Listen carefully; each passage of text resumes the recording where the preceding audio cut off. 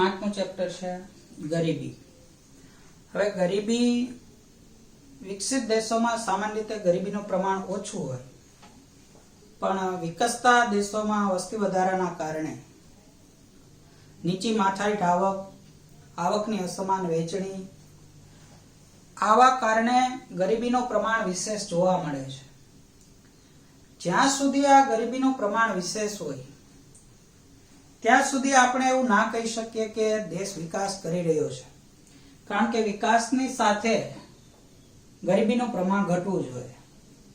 ભારતમાં આઝાદીથી અત્યાર સુધી જોઈએ તો ગરીબીના પ્રમાણમાં થોડો ઘણો ઘટાડો થયો છે, પણ ગરીબોની જે સ્થિતિ છે વાસ્તવમાં આ સ્થિતિમાં ખાસ ઘટાડો થઈ શક્યો નથી. આર્થિક વિકાસ એક સાધન છે જેના દ્વારા માનવીનું કલ્યાણ સિદ્ધ કરી શકાય છે. એટલે કે દેશમાં જો વિકાસ થાય તો એની સાથે ગરીબીનું પ્રમાણ ઘટવું જોઈએ. ગરીબી એક સાપેક્ષ ખ્યાલ છે. સમય, સ્થળ આવું બધું બદલાતા ગરીબીનો અર્થ પણ બદલાતો રહે, છતાંય સર્વસામાન્ય અર્થ ગરીબીનો આવો કરી શકીએ આપણે.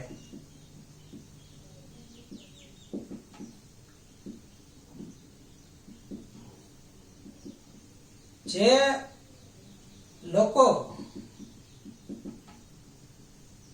જીવન જરૂરિયાતની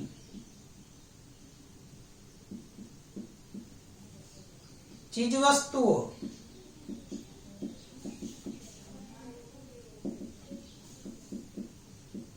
પ્રાપ્ત કરી શકતા નથી તે સ્થિતિને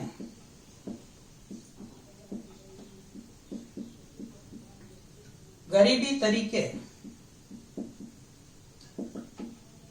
ઓળખવામાં આવે છે. સમાજનો એક એવો મોટો વર્ગ છે કે જે જીવનની પ્રાથમિક જરૂરિયાતો પણ, અનાજ, કપડા જેવી જરૂરિયાતો પણ સંતોષી શકતા નથી, એટલે એ સ્થિતિને ગરીબી કહે છે. ગરીબી જો સમાજમાં એક મોટો વર્ગ આવી જરૂરિયાતો પ્રાપ્ત કરી શકતો ન હોય તો એ દેશમાં કે સમાજમાં વ્યાપક ગરીબી છે એવું આપણે કહી શકીએ. એટલે ગરીબી ટૂંકમાં એવી બાબત દર્શાવે છે કે માણસો છે એ જીવન જરૂરિયાતની જે ચીજવસ્તુ હોય એ પણ પ્રાપ્ત કરી શકતા નથી. ગરીબીના અર્થઘટન બે સંદર્ભમાં કરવામાં આવે છે. આવક અભિગમ,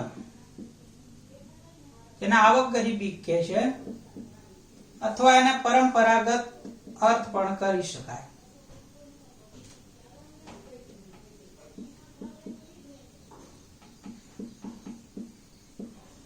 અને બીજો છે બિન આવક ગરીબી.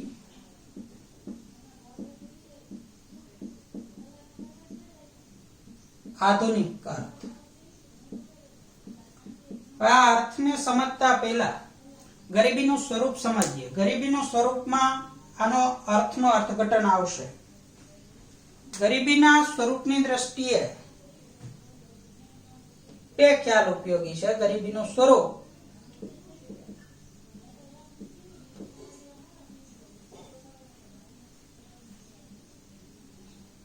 માં મુદ્દો છે સાપેક્ષ ગરીબી.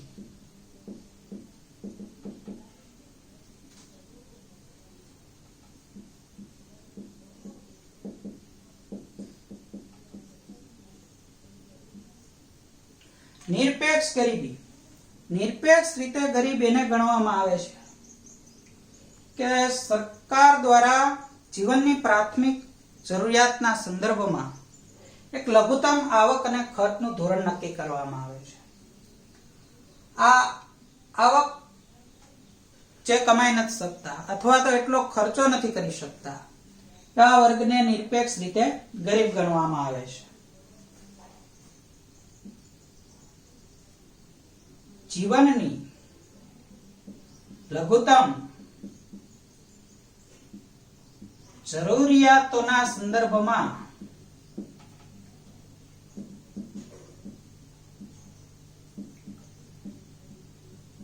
નક્કી કરવામાં આવેલ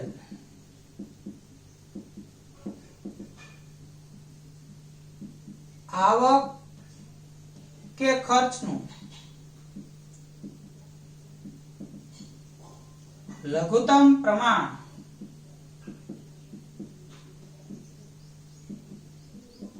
એટલે ગરીબી રેખા.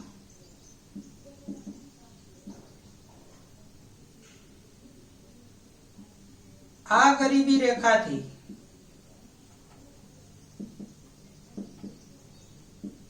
નીચી આવક ધરાવતા વ્યક્તિને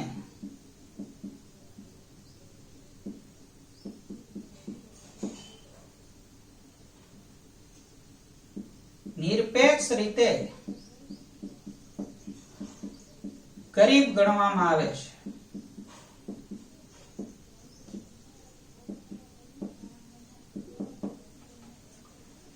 હવે ગરીબી રેખા જોઈએ. ગરીબી રેખા એક એવી લઘુત્તમ સપાટી છે જે સરકાર દ્વારા નક્કી કરવામાં આવે છે કે જેમાં જીવનની પાયાની જરૂરિયાતનો એક લઘુત્તમ આવક કે ખર્ચના પ્રમાણ તરીકે નક્કી કરવામાં આવે છે. ભારતમાં ગરીબી રેખા કેવી રીતે નક્કી થાય છે એ જોઈએ કે ભારતમાં આઝાદી બાદ આયોજનની શરૂઆતમાં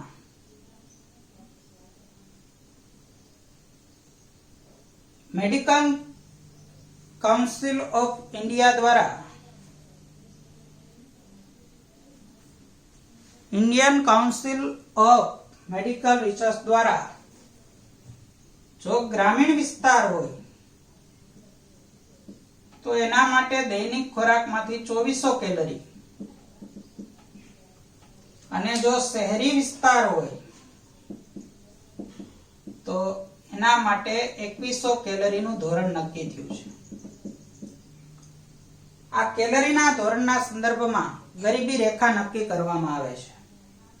Indian medical council of research દ્વારા આ દૈનિક કેલરીનું પ્રમાણ નક્કી કરેલ છે. ગ્રામીણ વિસ્તારમાં મોટે ભાગે શારીરિક શ્રમ હોય, કેમ કે મોટા ભાગના લોકો ખેતી પર નપતા હોય, તો આ કેલરીનું પ્રમાણ 2400 જોવા મળે છે. જ્યારે શહેરોમાં સામાન્ય રીતે માનસિક કામ વધુ હોય છે તો ત્યાં 2100 નું પ્રમાણ જોવા મળે છે. આટલા કેલરી વાળા ખોરાકના સંદર્ભમાં 1960-61 માં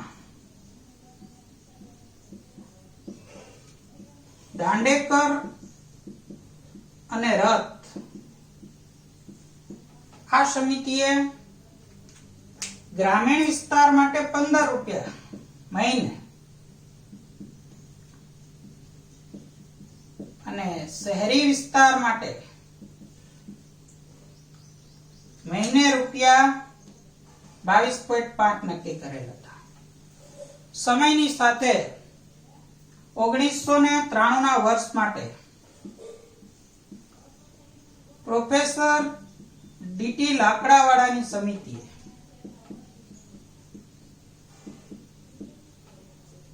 અને ગ્રામીણ વિસ્તાર માટે 49 રૂપિયા મહિને માથાદીઠ અને શહેરી વિસ્તાર માટે 57 રૂપિયા ગરીબી રેખા નક્કી કરેલ છે.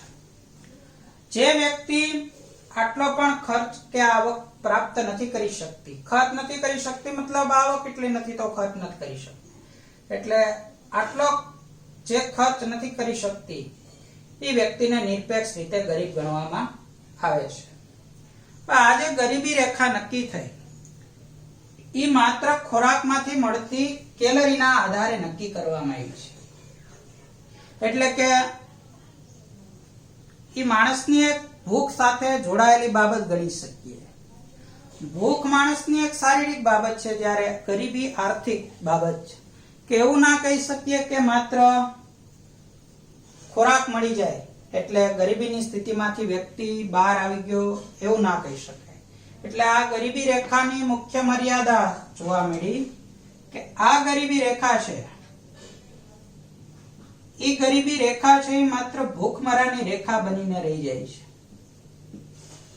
આ ભૂખમરાની રેખાની મર્યાદાના કારણે ગરીબી રેખાનો આધુનિક ખ્યાલ અસ્તિત્વમાં આવ્યો કે માત્ર કેલરી નહીં પણ આ સિવાય જીવનની પ્રાથમિક જરૂરિયાતો જે છે, શિક્ષણ, આરોગ્ય, રહેઠાણ, વીજળી, પાણી, આવી બધી બાબતોને ધ્યાને લઈ અને ગરીબી રેખા નક્કી કરવી જોઈએ. આવક અભિગમ આ બાબત સાથે જોડાયેલો હતો. કે સરકાર દ્વારા નક્કી કરવામાં આવેલ જે જરૂરિયાતોના સંદર્ભમાં આવક કે ખર્ચનું લઘુત્તમ પ્રમાણ છે એટલી આવક કે ખર્ચ ન કરી શકતી વ્યક્તિને ગરીબ ગણવામાં આવે છે. પણ ભારતમાં જે ગરીબી રેખા નક્કી થઈ માત્ર ખોરાકમાંથી મળતી કેલરીના આધારે નક્કી થઈ, એટલે એની મુખ્ય મર્યાદા આવીને ઊભી રહી કે રેખા ગરીબીની સ્થિતિ કરતા ભૂખમરાની રેખા વધુ દર્શાવે છે. આ આવક અભિગમ હતો. આનો દુનિયામાં વિરોધ થયો એટલે ગરીબી રેખાને ગતિશીલ બનાવી ગરીબી રેખાનો આધુનિક ખ્યાલ અસ્તિત્વમાં આવ્યો, જેને બિન આવક ગરીબી પણ કહે છે. બિન આવક ગરીબીના અર્થ મુજબ ગરીબી રેખા નક્કી કરવા માટે માત્ર કેલરી નહીં પણ એ સિવાય શિક્ષણ, આરોગ્ય, પાણી આવી બધી જીવનની પાયાની જરૂરિયાત છે, રહેઠાણ, શૌચાલય આવી બધી બાબતોનો સમાવેશ કરી ગરીબી રેખા નક્કી કરવી જોઈએ. આધુનિક અભિગમ તો ત્યાં સુધી કહેશે કે કાર્યની પસંદગી, ગૌરવપૂર્ણ જીવન આવી બધી બાબતોને ધ્યાને લઈ અને ગરીબીનું ધોરણ નક્કી કરવું જોઈએ. હવે આ ગરીબી રેખાની મર્યાદાના કારણે ગરીબી રેખાનો જે નવો અભિગમ આવ્યો એ સંદર્ભમાં ભારતમાં પ્રોફેસર સુરેશ તેંડુલકરની સમિતિએ 2011-12 ના વર્ષ માટે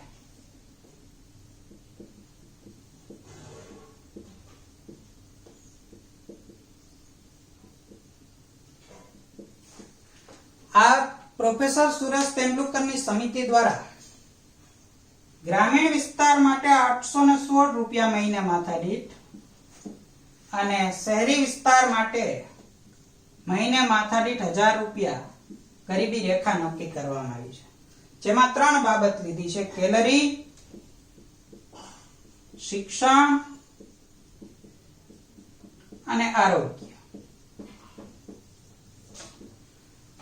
હવે કેલરી, શિક્ષણ અને આરોગ્ય આ 3 ખર્ચને ધ્યાનમાં લઈ અને પ્રોફેસર સુરેશ તેંડુલકરની સમિતિએ ગામડા માટે ગરીબી રેખા 816 રૂપિયા એટલે કે ગામડામાં જે વ્યક્તિ 816 રૂપિયા મહિને ખર્ચ નથી કરી શકતી એને નિરપેક્ષ રીતે ગરીબ ગણવામાં આવે છે, અને શહેરમાં જે વ્યક્તિ મહિને 1000 રૂપિયા નથી ખર્ચ કરી શકતી એ વ્યક્તિને નિરપેક્ષ રીતે ગરીબ ગણવામાં આવે છે. આવક અભિગમ ટૂંકમાં ગરીબી રેખા સાથે જે જૂની ગરીબી રેખા હતી એની સાથે સંકળાયેલ છે, જ્યારે બિન આવક ગરીબી અભિગમ એ ગરીબીની ગતિશીલ કે ગરીબીના આધુનિક ખ્યાલ સાથે જોડાયેલ છે. આ રીતે ગરીબીનું માપન થાય છે. આંકડાકીય વિગતો પૂછે તો ભારતમાં Indian council of medical research દ્વારા ગ્રામીણ વિસ્તાર માટે કેલરીનું પ્રમાણ કેટલું તો કે 2400 કેલરી, શહેરી વિસ્તાર માટે ગરીબીનું પ્રમાણ કેટલું તો 2100 કેલરી.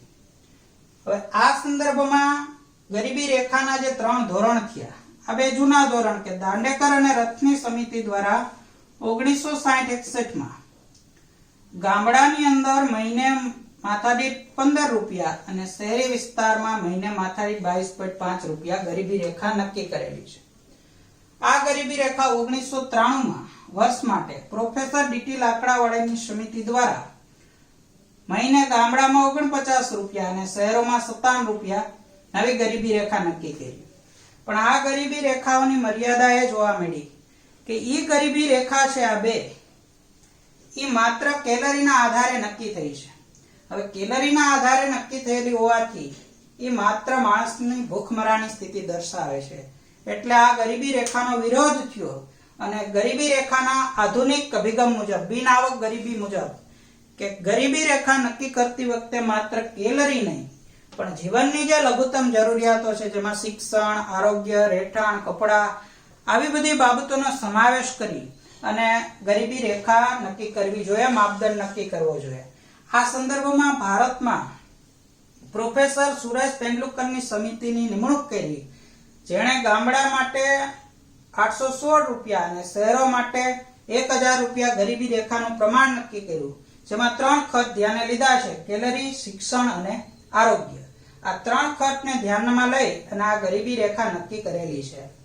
આંતરરાષ્ટ્રીય ગરીબી રેખા જોઈએ તો આંતરરાષ્ટ્રીય ગરીબી રેખા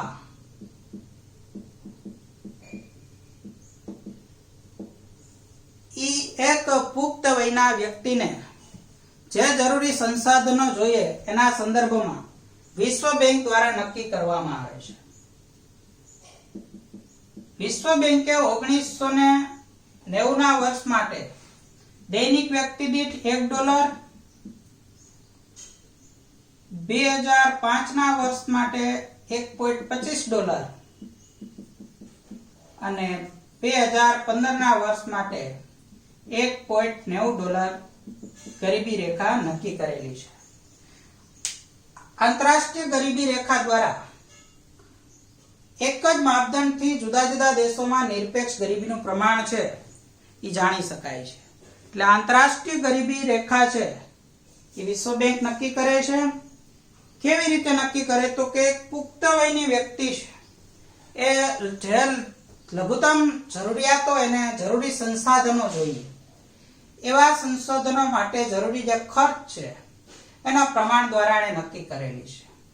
આંતરરાષ્ટ્રીય ગરીબી રેખા શા માટે ઉપયોગી છે તો કે એક જ માપદંડ દ્વારા એ જુદા જુદા દેશોમાં નિરપેક્ષ ગરીબીનું પ્રમાણ છે એ એના આધારે નક્કી થાય છે. વર્ષ 2011 માં ભારતમાં નિરપેક્ષ ગરીબીનું પ્રમાણ 21.9% જોવા મળે છે. આ ગરીબી રેખાનો નિરપેક્ષ સ્વરૂપ જોવા, નિરપેક્ષ એટલે કે કોઈ તુલના નહીં પણ એક ગરીબી રેખાના સંદર્ભમાં વ્યક્તિ ગરીબ છે કે કેમ. હવે ભારત જેવા દેશમાં મોટે ભાગે ગરીબી માટે આવકની અસમાનતા જવાબદાર હોય. આવકની અસમાનતા દ્વારા વ્યક્તિને ગરીબ છે કે ધનિક એ રીતે ગણવામાં આવે છે. તો એ સ્વરૂપ છે એ ગરીબીનું સાપેક્ષ અભિગમ દર્શાવે છે.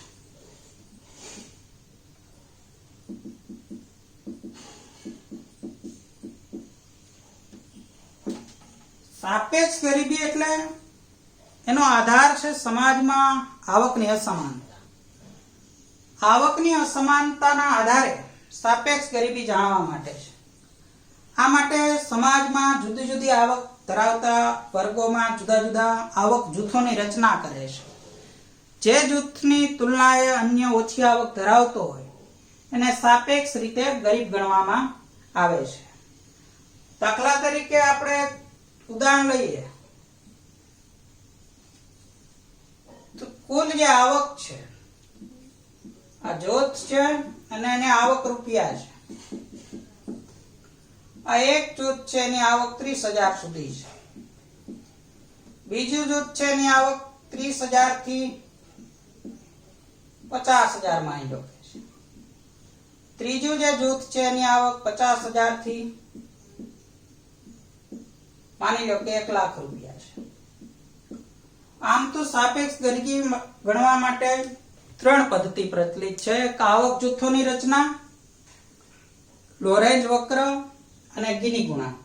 એમાં આપણા અભ્યાસક્રમમાં આવક જૂથની રચના દર્શાવેલી છે કે આવકના પ્રમાણમાં જુદા જુદા જે જૂથ રચાણા માં 30,000 સુધીની આવકને જૂથ 1 છે, 30,000 થી 50,000 આવક ધરાવતા લોકો માટે જૂથ 2 અને 50,000 થી 1 લાખની આવક ધરાવતા માટે જૂથ 3. આપણે 3 જૂથ બને. અહીંયા જૂથ 2 ની તુલનાએ જૂથ 1 છે એ સાપેક્ષ રીતે ગરીબ ગણી શકાય. એ જ રીતે જૂથ 3 ની તુલનાએ જૂથ 2 અને 1 એ સાપેક્ષ રીતે ગરીબ ગણવામાં આવે છે. ટૂંકમાં સમાજમાં કોઈ વર્ગની તુલનાએ અન્ય ઓછી આવક ધરાવતા વ્યક્તિ કે જૂથને સાપેક્ષ રીતે ગરીબ ગણવામાં આવે છે. અર્થ આવો કરી શકીએ, સમાજમાં કોઈ વ્યક્તિ કે જૂથની તુલનાએ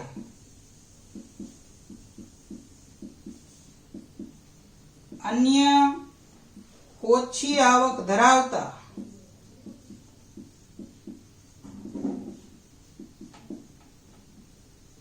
વ્યક્તિ કે જૂથને સાપેક્ષ રીતે ગરીબ ગણવામાં આવે છે.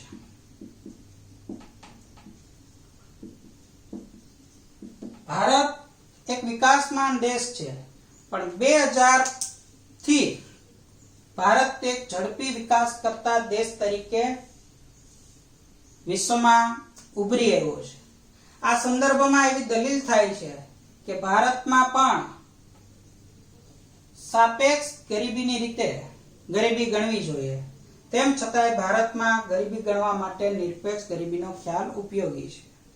હવે નિરપેક્ષ ગરીબી અને સાપેક્ષ ગરીબીની તુલના કરીએ તો નિરપેક્ષ ગરીબીનો ખ્યાલ એ જીવનની લઘુત્તમ જરૂરિયાતોના સંદર્ભમાં જોડાયેલો છે, જ્યારે સાપેક્ષ ગરીબીના ખ્યાલમાં આવકની અસમાનતા જોડાયેલી છે. નિરપેક્ષ ગરીબીનું નિર્ધારણ ગરીબી રેખા વડે થાય છે, જ્યારે સાપેક્ષ ગરીબીનું નિર્ધારણ આવક જૂથોની રચના, ગિની ગુણાંક કે લોરેન્જ વક્ર દ્વારા થાય છે. નિર્દેશ શું કરે તો કે નિરપેક્ષ ગરીબીનો ખ્યાલ છે એ જીવનની લઘુત્તમ પ્રમાણનો નિર્દેશ કરે છે, જ્યારે સાપેક્ષ ગરીબીનો ખ્યાલ એ આવકની અસમાનતાનો નિર્દેશ કરે છે. દેશ જોઈએ તો ભારત જેવા ગરીબ અને વિકસતા દેશોમાં સાપેક્ષ ગરીબીના ખ્યાલ કરતા નિરપેક્ષ ગરીબીનો ખ્યાલ છે એ વધુ યોગ્ય અને પ્રસ્તુત છે, જ્યારે વિકસિત દેશોની અંદર સાપેક્ષ ગરીબીનો ખ્યાલ વધુ યોગ્ય છે. આ અર્થ જે છે ગરીબીનો એ સામાન્ય અર્થ એવો છે કે જે લોકો જીવનની પ્રાથમિક જરૂરિયાતો સંતોષી શકતા નથી એવા લોકોને ગરીબ ગણવામાં આવે છે. અને સમાજની અંદર જો આવો જાજો મોટો વર્ગ હોય તો એ વ્યાપક ગરીબીની સ્થિતિ દર્શાવે છે. ભારતમાં 2011 માં નિરપેક્ષ ગરીબીના પ્રમાણ મુજબ 21.9% ગરીબી હતી. આવક અભિગમ છે એ જૂની ગરીબી રેખા સાથે જોડાયેલો છે કે જે માત્ર કેલરીના આધારે નક્કી થયેલ હતી, કે જીવનની લઘુત્તમ જરૂરિયાતના સંદર્ભમાં નક્કી કરવામાં આવેલ આવક કે ખર્ચના લઘુત્તમ પ્રમાણ કરતા જેની આવક ઓછી છે એને આવકની રીતે આપણે ગરીબ ગણી શકીએ. આ આપણો અત્યાર સુધીનો પરંપરાગત અર્થ હતો. પણ આ ગરીબી રેખાની જે મર્યાદા એવી કે માત્ર ભૂખમરાની સ્થિતિ દર્શાવે છે, તો ભૂખમરાની સ્થિતિ દર્શાવતી હોવાથી ગરીબી રેખાનો ખ્યાલ ગતિશીલ બન્યો. અને આ આધુનિક ખ્યાલ મુજબ ગરીબી રેખા નક્કી કરવા માટે માત્ર કેલરી નહીં પણ જીવનની જે અમુક પાયાની જરૂરિયાત ગણી શકીએ, રહેઠાણ, શિક્ષણ, આરોગ્ય, વીજળી, પાણી, શૌચાલય, આવી બધી બાબતોને ધ્યાનમાં લઈ અને ગરીબી રેખા નક્કી કરવામાં આવે તો આવી જે પ્રાથમિક જરૂરિયાતો સંતોષી ન શકે એને ગરીબ ગણવામાં આવે છે.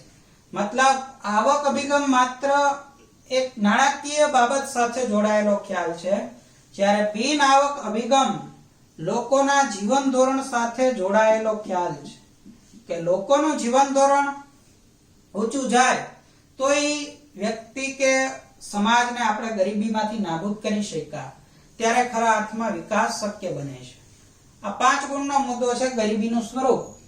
માં બે બાબત સમજાવવાની છે કે નિરપેક્ષ ગરીબી અને સાપેક્ષ ગરીબી. સાપેક્ષ ગરીબી માટે તમે કોઈ પણ કાલ્પનિક ઉદાહરણ મૂકી શકો કે 3, 4, 5 એવા જૂથ બનાવો અને એની જુદી જુદી આવકનો સ્લેબ રાખો. એની તુલના કરતા ખ્યાલ આવે કે સમાજમાં સાપેક્ષ ગરીબીનું પ્રમાણ કેટલું છે.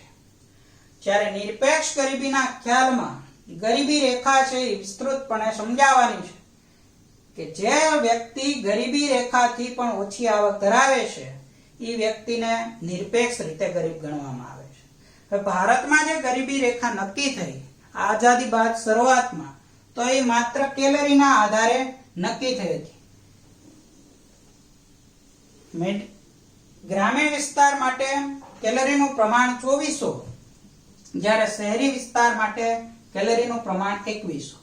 આ કેલરીના આધારે જુદી જુદી જે ગરીબી રેખાઓ અત્યાર સુધી નક્કી થઈ એમાં 1960-61 માં ગામડા માટે 15 રૂપિયા અને શહેરો માટે 22.5 રૂપિયા. 1993 માં જે નક્કી થઈ એમાં ગામડામાં એક વ્યક્તિ દીઠ મહિને 49 રૂપિયા અને શહેરોમાં 57 રૂપિયા. આ ગરીબી રેખા જે બે નક્કી થઈ છે એ માત્ર ખોરાકમાંથી મળતી ઉર્જા કેલરીના આધારે નક્કી થઈ. એટલે આ જૂની ગરીબી રેખાની મુખ્ય મર્યાદા એ એવી કે માત્ર ભૂખમરાની સ્થિતિ દર્શાવે છે. ભૂખ એક શારીરિક બાબત છે, જ્યારે ગરીબી એક આર્થિક માપદંડ છે. એટલે ગરીબી રેખાનો આધુનિક અભિગમ અથવા બિન આવક ગરીબી ધ્યાનમાં લેવામાં આવી કે ગરીબી રેખા નક્કી કરવા માટે માત્ર કેલરી નહીં, પણ આ સિવાય શિક્ષણ, આરોગ્ય, રહેઠાણ આવી બધી બાબતો જીવનની જે પાયાની જરૂરિયાત છે એને ધ્યાને લઈ અને ગરીબી રેખા નક્કી કરી. આ નવા ખ્યાલ મુજબ 2011-12 વર્ષ માટે પ્રોફેસર સુરેશ તેંડુલકર દ્વારા ગ્રામીણ વિસ્તાર માટે મહિને માથાદીઠ 816 રૂપિયા અને શહેરી વિસ્તાર માટે મહિને માથાદીઠ 1000 રૂપિયા ગરીબી રેખા નક્કી કરી છે, જેમાં 3 ખર્ચ ધ્યાને લીધા છે: કેલરી, શિક્ષણ અને આરોગ્ય. આ 3 ખર્ચના સંદર્ભમાં ગરીબી રેખા નક્કી થયેલી છે. આ ગરીબી રેખાથી ઓછી આવક ધરાવતો વ્યક્તિ હોય તેને નિરપેક્ષ રીતે ગરીબ ગણવામાં આવે છે. ભારતમાં નિરપેક્ષ ગરીબીનું પ્રમાણ 2011-12માં 21.9% જેવું જોવા મળ્યું. આ પ્રમાણ ઘણું ઊંચું કહી શકાય અને આટલી ગરીબી ધરાવતા દેશને આપણે વિકસિત ન કહી શકીએ. એટલે કે ભારતમાં વિકાસ જરૂર થઈ રહ્યો છે, પણ એની સાથે ગરીબીના પ્રમાણમાં જે ઘટાડો થવો જોઈએ એમાં ખાસ ઘટાડો જોવા નથી મળતો. આઝાદી સમયે અમુક ગરીબ વ્યક્તિઓની જે હાલત હતી એ જ આજે પણ જોવા મળે છે. હવે ગરીબીને વધુ અસરકારક રીતે સમજવા માટે અને આ પછીનો મુદ્દો છે એ ગરીબીના નિર્દેશકો છે. એ ગરીબીના નિર્દેશકો આપણે જોઈએ તો ખ્યાલ આવે કે નિરપેક્ષ ગરીબ કે સાપેક્ષ ગરીબી, ખરેખર ગરીબી કેવી સ્થિતિ છે અને શા માટે અભ્યાસ માટે જરૂરી છે.